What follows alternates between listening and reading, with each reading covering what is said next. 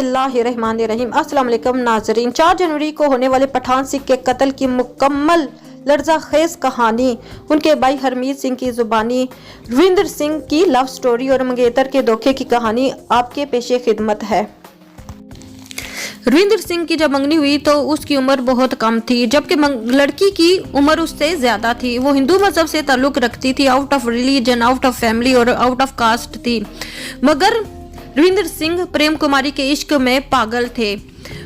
उसके family background को भी नहीं जानते थे, लेकिन उनका यही कहना था कि मैं शादी करूंगा तो सिर्फ और सिर्फ प्रेम कुमारी के साथ करूंगा। लिहाजा घर वालों ने रविंद्र सिंह के पागलपन को मद्देनजर रखते हुए 2010 में उनकी मंगनी कर दी। 2015 में मलेशिया में कारोबार सेट करके रविंद्र सिंह को मलेशिया भेज दिया गया। 2018 में रविंद्र सिंह ने हरमीत सिंह को बहुत बड़ी खबर से आगाह किया कि प्रेम कुमारी को जब मैं किसी भी फेक आईडी से बात करता हूं तो प्रेम कुमारी मेरे साथ बहुत प्यार मोहब्बत के साथ बात करती है, लेकिन जब मैं अपनी पर्सनल आईडी से उसके साथ बात करना चाहता हूं तो वो मुझसे बात नहीं करना चाहती, बल्कि बेजारी दिखाती है।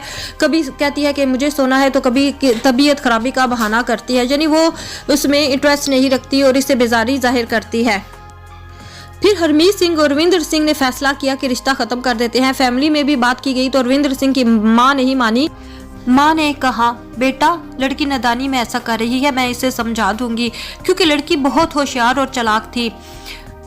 पूरी फैमिली को वो अपना गर्विदा बना चुकी थी, इसीलिए रिश्ता नहीं तोड़ा गया। और दूसरी बात ये कि सिखों के यहाँ रिश्ता तोड़ना डिवोर्स के बराबर होता है और इस बात को बहुत बड़ी बेइज्जती समझा जाता है। रविंद्र ने कहा कि अगर मां नहीं मानती तो फिर रिश्ता नहीं तोड़ते, बल्कि घर का मामला घर में ही तय कर लेते हैं। प्रेम कुमारी एक बदकिरदार लड़की थी जिसके बहुत से लड़कों के साथ ताल्लुकात थे। वो अपने नाम की तरह हर एक से प्रेम करने की आदी थी। वो गैर इखलाकी पार्टियों में शरीक हुआ करती थी और शराब नोशी की भी आदी थी। शादी से कबल ये बात रविंद्र सिंह और उसकी फैमिली को पता चल गई, मगर फिर भी उन्होंने रिश्ता नहीं तोड़ा, बल्कि उसे माफ करने का सोचा, क्योंकि रविंद्र सिंह वाकई प्रेम कुमारी से सच्ची मोहब्बत करता था। अंधी मोहब्बत थी। लड़की उसको धोखे पर धोखा दिए जा रही थी और फिर भी वो उसको राजी और खुश करने के लिए बड़ी बड़ी रकमें बेचता रहा था।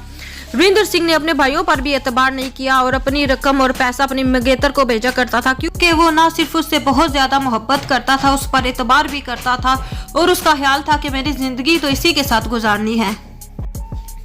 सिखों में मंगनी और शादी से पहले बार बार लड़की की रजामंदी पूछी जाती है। 2 माह पहले शादी तय कर दी गई।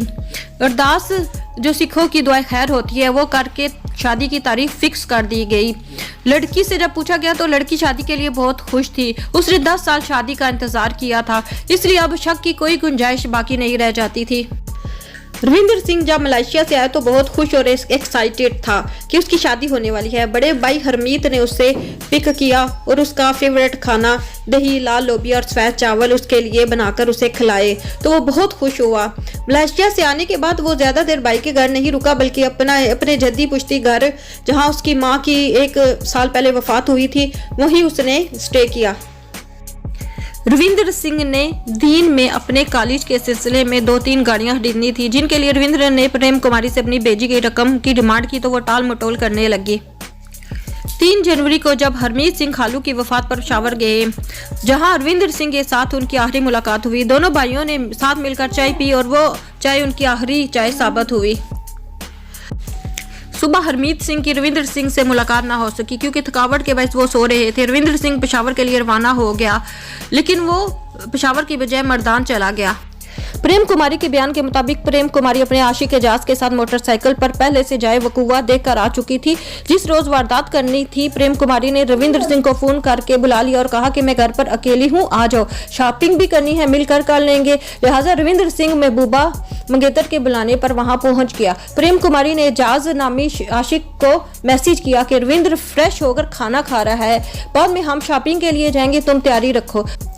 रविंद्र और प्रेम कुमारी ने शॉपिंग की, एक होटल में सूप पिया और प्लान के मुताबिक रविंद्र को गाड़ी वहां छोड़कर रिक्शे में साथ चलने को कहा कि मैंने अपनी सहेली नसीम के घर से कपड़े लेने हैं। रविंद्र ने कहा कि मैं थका हुआ हूं, मैं पेशावर के लिए निकलूंगा। प्रेम कुमारी ने इसरार किया कि बस 10 मिनट का काम है, तो रविंद्र सिंह उसके साथ चला गया। इरम कॉलोनी में एक घर के आगे प्रेम कुमारी ने दरवाजा खटखटाया तो एक लड़का बरामद हुआ। उसने उससे नसीम के बारे में पूछा तो एजाज नामी लड़के ने कहा, हाँ वो अंदर है, आप आ जाओ। रविंद्र सिंह को भी अंदर बैठक में बैठा दिया गया और उसको ये भी पता नहीं था कि अंदर कोई हाथों नहीं है।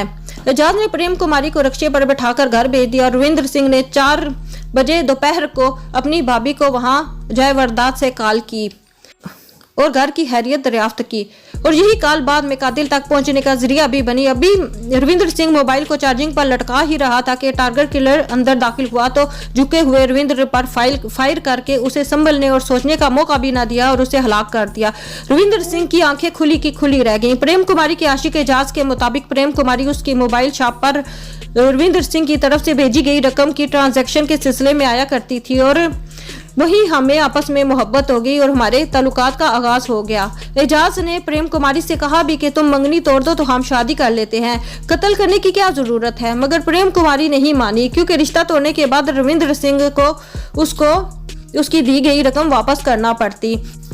एजाज नामी आशिक ने 7 लाख प्रेम कुमारी से ईंटे कि मैं टारगेट किलर का बंदोबस्त करता हूं और 50,000 टारगेट किलर को दिए, बाकी रकम अपनी जेब में रख ली।